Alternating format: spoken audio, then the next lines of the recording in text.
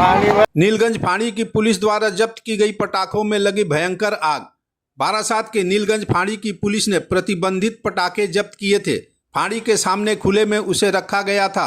मंगलवार उन पटाखों में आग लग गई। देखते ही देखते पूरा इलाका पटाखों की आवाज से गूंज उठा। आवाज से वहां भीड़ जम गई। खबर पाकर दमकल कर्मी वहां पहुंचकर तत्परता के साथ आग बुझाए। फिर हालात सामान्य हुई। বাজেয়াপ্ত বাজি রাখা ছিল, ওইটা কোনো কারণে আগুন ধরে গেছে। পুলিশ ধরে এনেছিল, এনে এখানে রেখেছিল, ওইটাই আগুন ধরে গেছে। ওই আগুনেই এসব ঘটেছে। বাজি কি এখানে কি কারা নিয়ে আসছে? না না, ধরে এনেছিল পুলিশ ফাঁড়িরা। এখানে জমা করা হচ্ছে? না, এখানে রেখেছিল, হয়তো গত রাত্রিরে বা তার আগের দিন হয়তো হতে পারে। ওতেই যে কোনো কারণে আজকে 6টার দিকে আগুন ধরে গেছে।